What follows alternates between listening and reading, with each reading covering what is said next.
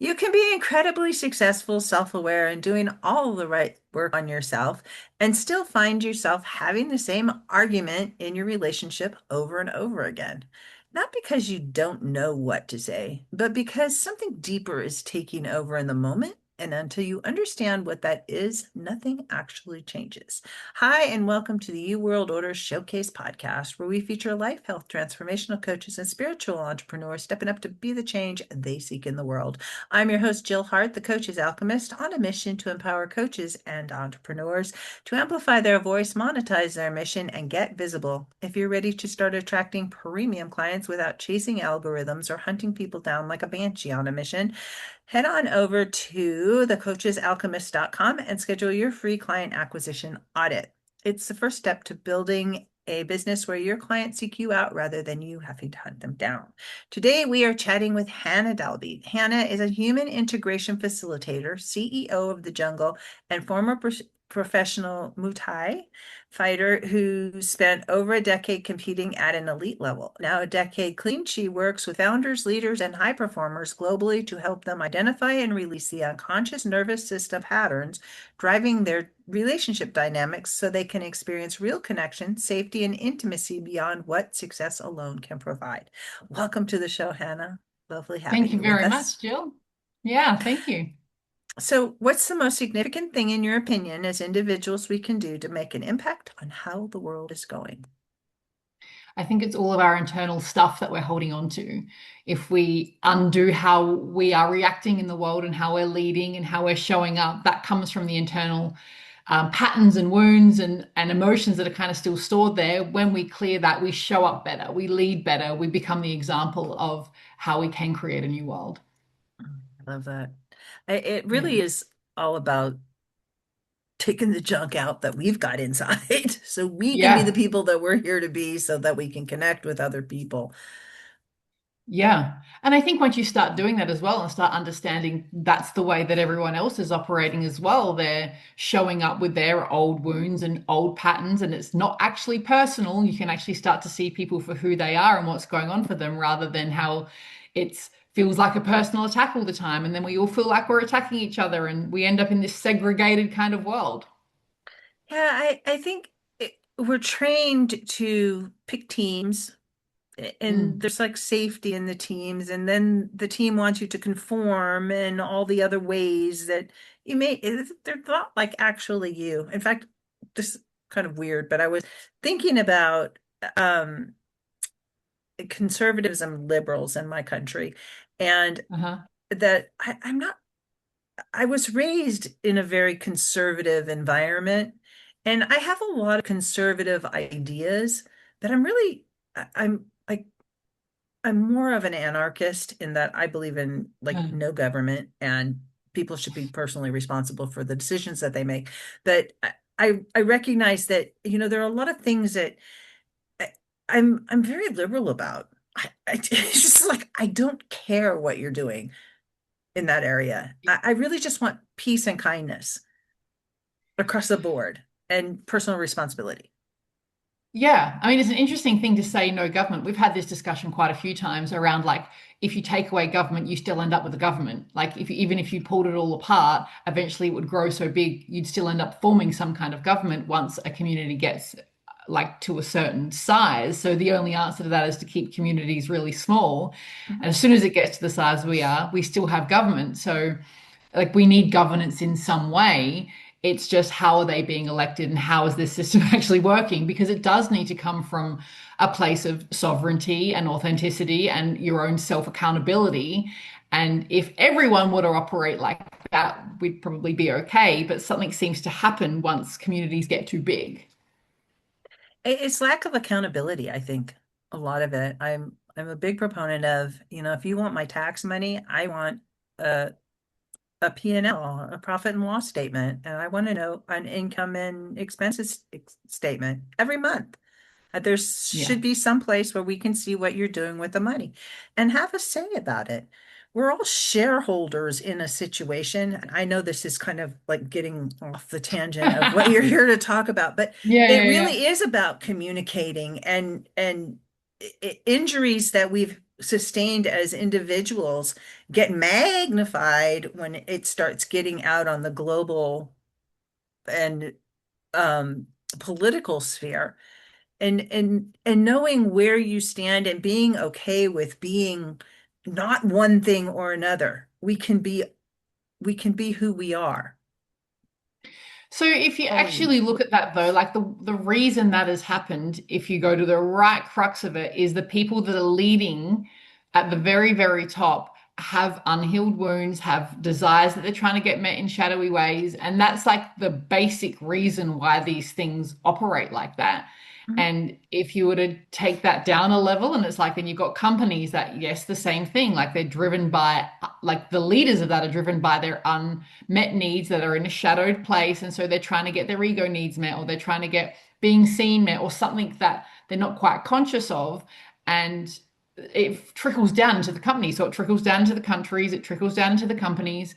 And, there's this conversation around how do we change how that works. And I don't think we can change how that works. I think we build something on the side of it that is a new way of doing things. And eventually this way will fall apart. I hope so. It's just, I don't actually have that answer, but it's a conversation that we need to start having Yeah. more and more, and it needs to be a global conversation. It's not like one country or another. We're all connected. It's Yeah. just like, yeah, you might live in tomorrow, but we're still Yeah. connected. So I know most high performers already know how to communicate well. So why do they still find themselves reacting in the same way in relationships? Well, this comes from a forced communicate, like when they're communicating well inside of their business, or they're communicating well in businesses, or high level places. This can often be a forced way of communicating, and they might think they know how to, but I would almost argue that when you actually look at the crux of it, there is reactivity going on. There is stuff going on inside of business that isn't actually a really nice way of communicating either. And what's happening underneath is the same thing I was just talking about, is you've got these old wounds that are running the system. Maybe you weren't nurtured, maybe it was unsafe to state your needs, maybe it was unsafe to be seen in the way that's truly who you are. And high performance is performance. You've learnt to do this really high level stuff, which is very, very often an escape from what's actually being connected to yourself. So we overwork, we overfunction, we over everything without actually coming back to ourselves. And it's very hard to have intimacy and actual connection when you're operating from performance and from your mind rather than actually from your heart. And it's hard to get to the heart when there's these protector parts that are operating in the system trying to keep you safe. And they're the ones that are reacting. They're the ones that are saying the things that you don't really mean, trying to keep you safe from actually being seen, actually being vulnerable, actually being heard for who you are. Do you think that stems from people when they're growing up, they may have said something or done something or just been themselves, but they were told they're too much or they're they're just like labels. They were labeled. And and Yeah. those labels were actually mean in that you're labeling somebody for being who they fundamentally are. And so that person is they're like stuck. They don't know how to be because apparently this is wrong. Who I am is wrong. I What think should it's I sometimes, be?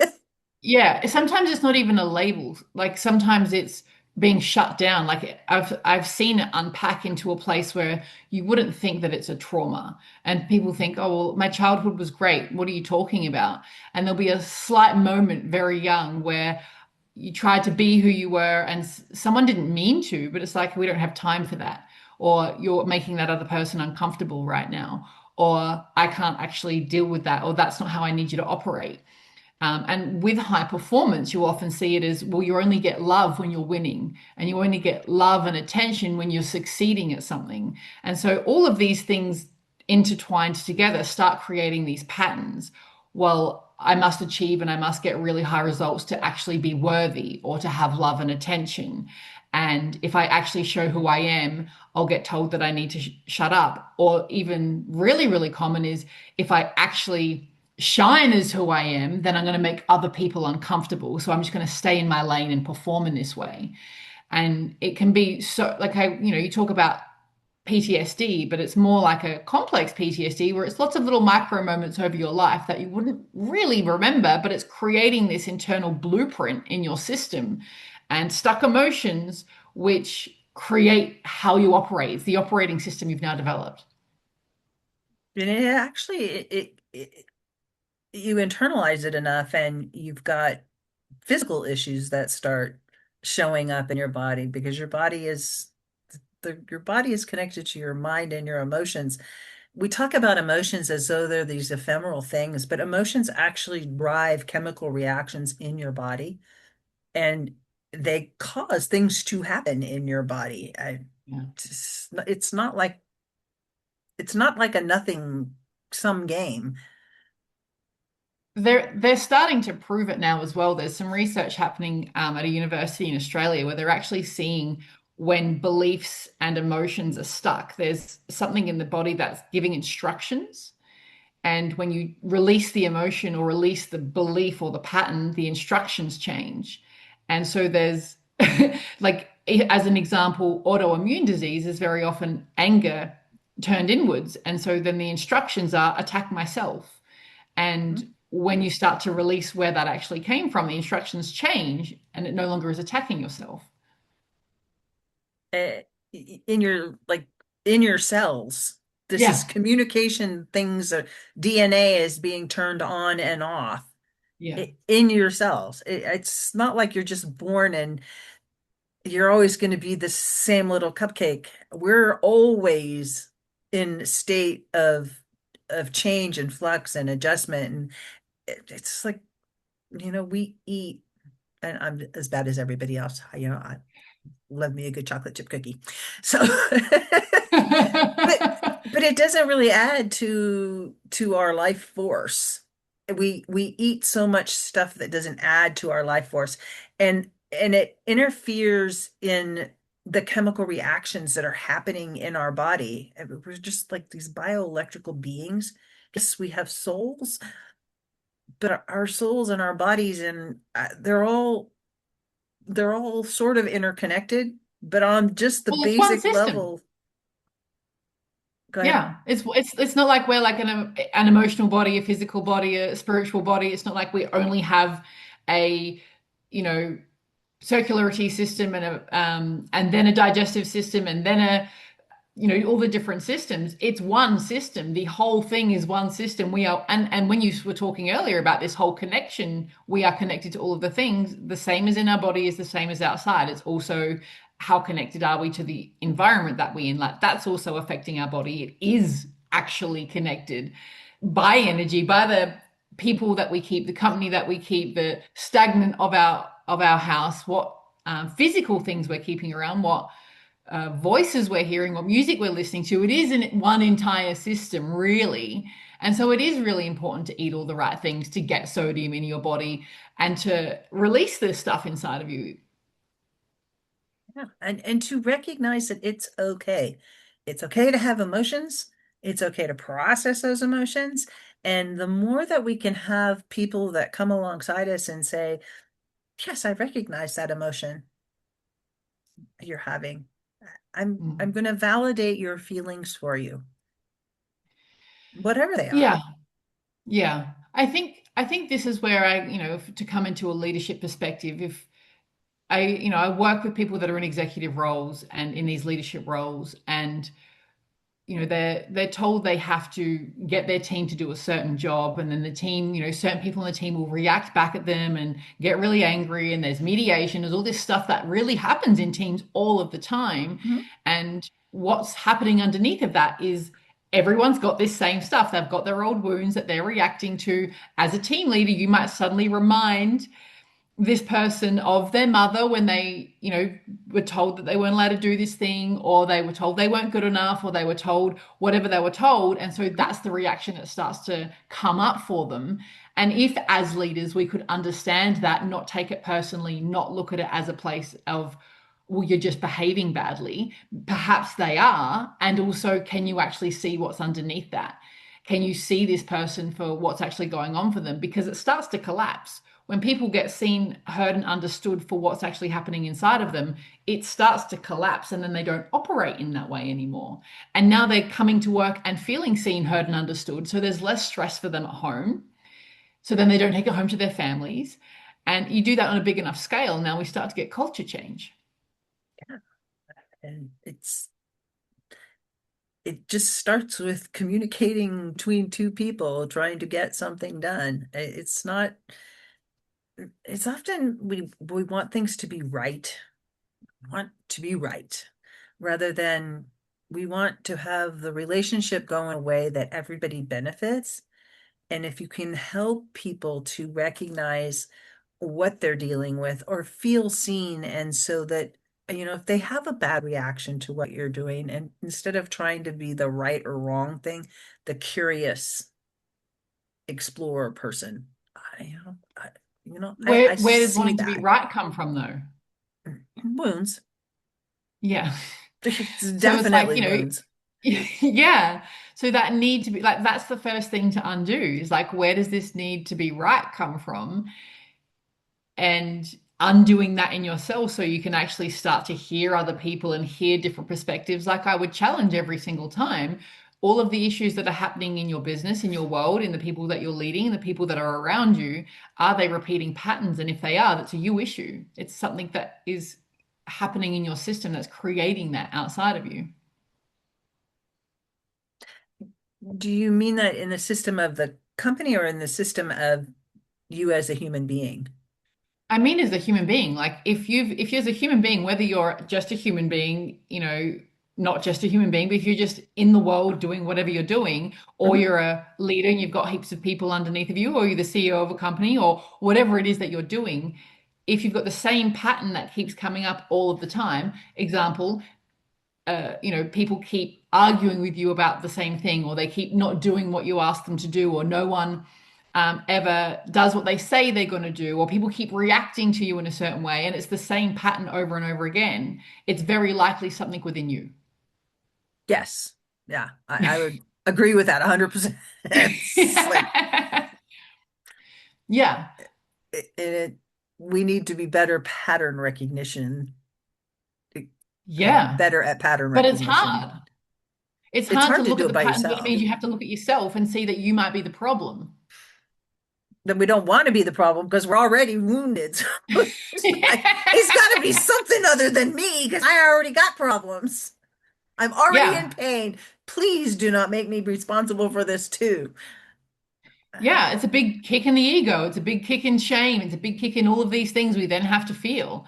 I mean, I had an experience of it just in this last week where I realized I'd been rescuing people. And I thought I was so done with people pleasing behavior. I was like, I've done that 1,000 times over. And I was rescuing people over and over again if they had a big enough drama and a big enough sob story. And it was costing me so much money and so much stress in my system. And, I had to pull people up on how, like, what was happening and changing structures, but it's my fault. Like, sorry, everyone, I've rescued you so many times that you've been stuck in these loops with me. Now it's done. Go stand on your own 2 feet. It's uncomfortable for them and it's my fault. Yeah, and it's really big of you to recognize that. It's hard, especially for people. I'm gonna lump myself right in there with you because I'm a rescuer also. I want Yeah. everybody to be successful. I want everybody to have peace. I want everybody to feel like they're whole and significant. And so I don't allow them to have the experience they're here to have, which is Yes. that's on me. It's not on them. Yeah. And Yeah. yeah, it's I recognize that I do it. It's just, but you got to keep reminding ourselves. We have to keep reminding ourselves that it's Well, I think that pattern still comes from, something old as well. When I found the pattern within myself trying to understand why I would turn into this brat when I would work with my personal trainer. I would Mhm. train by myself and I was perfectly fine and I'd go and train with him and I didn't want to do anything he was telling me to do. No, it's too hard. It's like And I'm like, what is this that I'm doing? And I went to find it, and it was just this like really strange pattern. As an athlete, I've been a fighter for 10 years, and I've been Mhm. in with all these sorts of trainers and all these sorts of gyms. And there was a moment really early on in my career, my athlete career, where I actually needed rescuing from a dangerous situation in my gym, and no one did.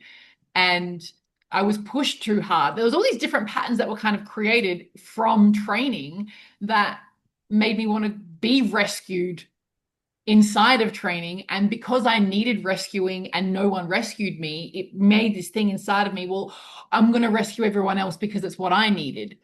And then I took it back even further, and my parents, like my dad's white knight, wants to rescue everyone. So he had rescued me so much that I could fall into the being rescued pattern. And I also learned how to be a rescuer. So all of this stuff, like it was so entangled and there were so many different parts of it. So no wonder I couldn't see it. And dealing with all of that stuff and taking that emotional part of it out of my system, I got mad. I was like, I'm done. Like, I'm absolutely done. And I watched myself show up after I'd released all of that this week in the moments that people would have this drama and I would normally rescue. And I just didn't have the reaction in my body anymore. I was like, oh, this, this is where I normally rescue. This is super interesting. And I can just not do that right now. And this other person's going to get really uncomfortable and it's not causing me any distress anymore. And then the whole thing collapses. I like that. My daughter, I have lots of children. My youngest daughter is she's 22 now. And Uh-huh. probably about a year and a half ago, we were having a conversation in the kitchen about this sort of thing. And she Yeah. said, sometimes people just need you to stand there and witness it. They don't need you to solve their problem for you. That was Yeah. really impactful to me because Yeah. that is often the case. They just want to process, Yeah. but they need somebody to process in front of or with, not for you to solve their problem for them, because they're Yeah. here to have an experience. And when we start solving the problem and rescuing them, then they're not having the experience they're here to have. And they're often going to find themselves back in that same situation again because they don't have the tools to solve the problem because you took it over for them. I take It's it over for people. I'm not pointing my yeah. finger at you. Yeah, well, no, it's exactly that. And it's really interesting because the whole point of my work is to never do that. Like the exact thing we created was to never step in. I think one of the reasons why people get stuck in talk therapy type stuff Mhm. is someone's telling them what's wrong with them and what to do and what's wrong with them and what to do. And they're kind of being rescued in that way. Like these are your problems. This is how you're going to solve it. And it's not really landing. And when you can really take a step back and sit in the silence, people start, especially if they're going to start sitting in their body, they start to feel, oh, okay, I get it now. Like you give them enough space and they will land in something themselves. So my entire business is created on not rescuing my clients and not rescuing in these sessions. And yet still, it was like this crazy pattern that was running half of my life. Yeah, like it just like it shows up.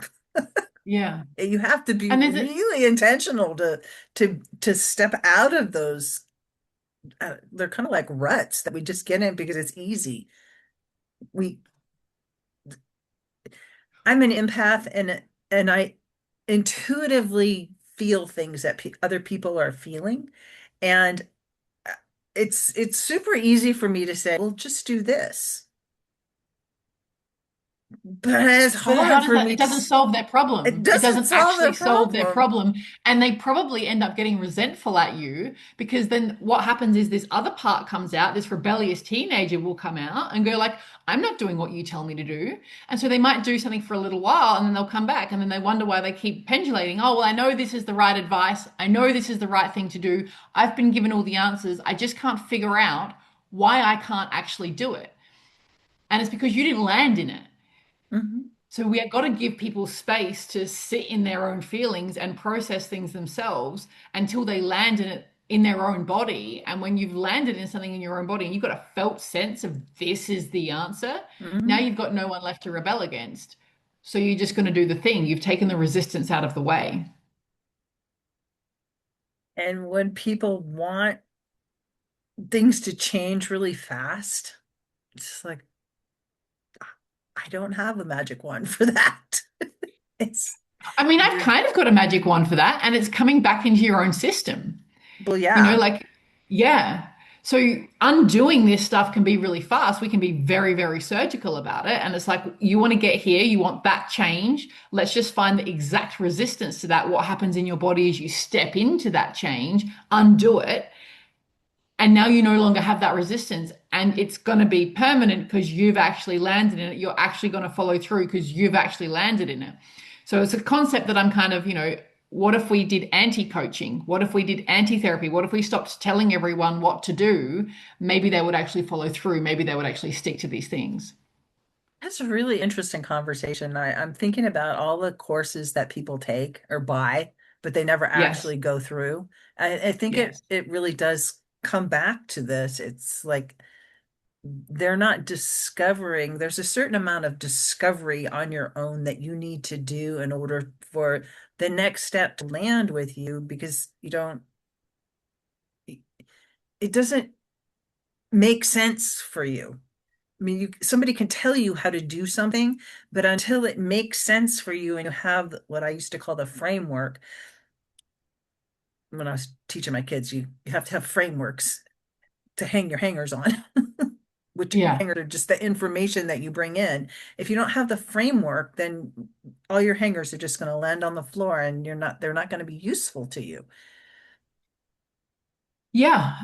So let me give you an example of like, I had a client that she needed to eat more food. She underate so much. Mhm. And I told her for a year to eat more food, to get up to this level. And she would like kind of do it, not really. Her system was terrified of eating too much food because she thought that would actually make her fat. And because she was under eating, it was actually making it worse. And so taking her into her body and making her sit with all of these feelings and unpacking some of the resistance around it when I was moving energy through her system. What does this want to say? Like, what does your body actually need? And her body's going, you need to actually nourish yourself. You need to actually fuel what's going on. And then she heard it from her own system.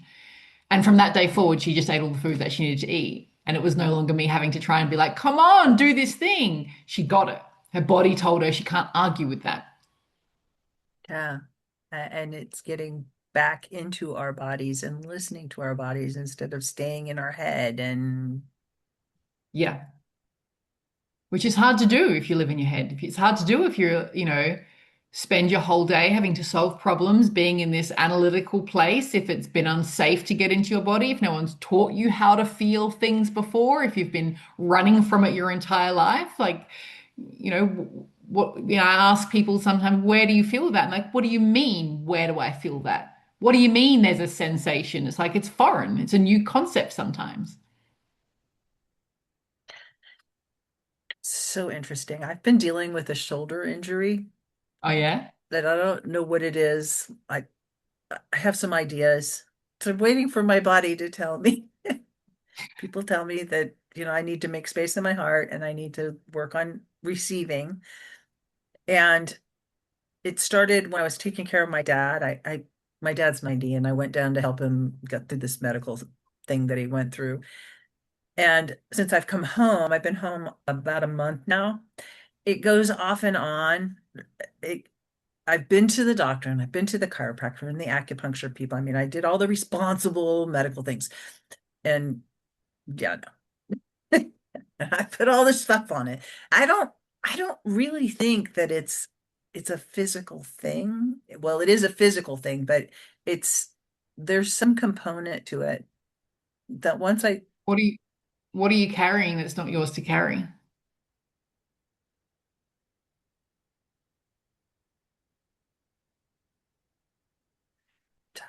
I'm not quite sure. And that's a Mm. lot of it is just like sitting with that. I know that it's related to that, Mm. but So I had a client last week who she's pointed to the same shoulder and she's had it for 7 years and it comes on and off and exactly the same thing. And it's really interesting that you're saying that because she was like, it flared again because her dad collapsed and so it's all come back really badly and it was giving her a migraine and things like that. So we spent a good hour in it, like getting it to speak and going back to where it came from and all of these things. And it was a grief. It was grief around her mother that was unprocessed, that she'd been trying to process for years and years and years. And it was um, the guilt of actually letting go of the grief. Was it safe, and was she actually safe to do so? And although it was triggered by her father, it was that old and that deep. Mm. I know when my mom passed about 10 years ago, my left shoulder froze. And I had all kinds Hmm. of relationship issues with my mom. But and I got pneumonia so bad I was hospitalized. I mean, all things that are like grief related and Yeah. relationship related. It was just like I was actually like I found some humor in it as I was going through it because I Yeah. that you just like you're still going through it. Um, and that went away. I did get some medical help to like physical therapy and stuff to get because my arm was like literally I could not move it without any pain. It just like Hmm. so painful. Um, and she'd come to me in my dreams and told me everything was okay, and it just like I Hmm. wonder if I'm hanging on to that because of the time that I spent with my dad that and he's going through some medical things and he's 90, so his time is limited and I would imagine it's directly related to it, and there's ways to process that, but um, you even look at that like your left shoulder with your mother on the feminine side, and your right shoulder with your dad on the masculine side. Like I would dare say, it's definitely some things that need to be said and processed around your dad there. yeah, yeah. Yeah. I'll work on that. Okay. So I know that you help people. You are a coach, and do you work with mostly individuals? Do you work for companies? How does all that look? It's mostly individuals, men and women, sometimes couples even. I like working with high performance people because I know I've got to do hard things to get to where I want to go, and we can make massive impact when they start to change themselves. It's not just changing their home life and their relationship, it starts to impact where they're working and who they're leading and all these types of things, which I find very, very beautiful and very amazing. But even if it was a company, we're still dealing with the individual. And even if Mhm. it's couples, we still start with the individual because any relationship problem is still their own, individual problem first. Yeah, I like that attitude. So many times Yeah. you hear that two halves become one, and that no, honey, it's two individual people that stand on their own 2 feet Yeah. can be in I mean, they do relationship start with to each share a other. nervous system for Yeah, sure. Like you start to get transference and counter transference that are happening in the relationship. Like you'll start to feel their stuff, they'll be feeling your stuff, like understanding what's not mine and what's not yours. But you'll feel the same things, but it's still you're bringing your own patterns, you're bringing your own stuff inside of it. That's going to be mhm, done on your own. yeah, and you need to Yeah. heal that stuff on your own so that Yeah. you're not like constantly finding that thing in the other person and picking at them for it, because that Yeah. will ruin your relationship. Every single time. Yeah. Yeah. So, how do people get in touch with you? And I know you have a GPT from Chat GPT. It's an AI piece that you can create, well, that you have created for them, uh, so that they can get walked through using the latest in technology. I'm gonna let you explain it. Yeah, well, I mean, it's fun because you can argue with it and you can yell at it and all those sorts of things, but you can just start talking with it and it'll ask you some questions and show you where your gaps are in your relationship, what your next area of growth is, so you can see where you might be lacking inside of your relationship.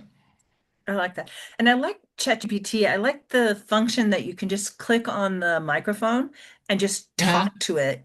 And Yeah. then it will actually it could answer you back if you wanted it, but I like to just let it, I can read it. Yeah. Yeah. So yeah, you can definitely scream at it, yell at it, do whatever you need to do straight into it, and it'll start to give you these answers of where your relationship gap is. I mean, I even got my partner to go through it, and we've done so much of this work, and we still was like, oh yeah, I can see how that's like the next gap to move through. Yeah, and having tools like that, it's not AI is not personal. It can feel personal, but it doesn't have emotions and it doesn't care if you yell at it or use profanity. Yeah. Yeah, It's I've had some big arguments with it. I have too. I like to get after it about things that are like on the edge, Yeah. that I know that aren't like socially acceptable Uh-huh. positions to hold. Um, and it tries to tell me that I'm wrong. Like, well, you can think whatever you want. I don't have to believe that. Hmm. And it can be wrong. I mean, AI is not infallible. So you need to know what answer that you need to weigh whatever answers you get back with, is this reasonable? Does this sound like it's it applies to me, or is this making something up out of whole cloth? Because that does happen too. It's getting better, but it's still, you need to, it's It's like all in the rinsed. prompts. You can't use Yeah. basic prompts. You've got to give it, you've got to train it. You've got to use like the most complex, like write a book before you're going to ask it something because it will get it. But if you can't rock up to it and go, hey, can you like tell me how to answer this question? It's like, can you tell me how to answer this question from a place of love? And I don't want to have this come through to it. And this is my problem inside of it. And this is how I sometimes show up when I'm responding to these things. And this is what I don't want to have happen. Now you're going to get an answer. Yes. And Yeah. the more that conversations you have with AI, one particular AI or another, the more it knows who you are and how you process information. And it will feed you information back based on that rather than just going And on with also try and make you feel really good about yourself endlessly. It is a little bit yes, bad at love that. that. When you're Sometimes the feeling that. validation is not real and you should go and ask for some outside advice. Yeah. Or come talk to you. Yeah, So absolutely. how can people reach out to you? Uh, best way is either thejungle.net.au or hannahDalby.com. Both of those places will link to all of the Instagrams. That's probably the fastest way to get to us is sending a message on Instagram. I'm on that enough. Perfect. And you want to send people to the Substack, don't you? And I want to send people to Substack because I love Substack. Yeah. So that's the synthesis hannahdallaby.substack.com. Yeah. And it will be growing Yeah, exponentially. apparently. I now have this new amazing Substack coach. Thank you so much for joining me, Hannah. This has been a great conversation. Awesome. Thank you so much, Jill. You can learn about more about Hannah and learn about the GPT that she's created, the integration gap assessment, by visiting the synthesis hannahdalby.substack.com or hannahdalby.com. And we'll be sure to put those links in the description below. Thanks for tuning in today. If you're ready to amplify your voice, monetize your mission, and start attracting premium clients, where I was going there. Your next step is simple. Head to thecoachesalchemist.com and schedule your free client acquisition audit. Join us for our next episode as we share what others are doing to raise the global frequency. And remember, change begins with you. You have all the power to change the world. Start today and get visible.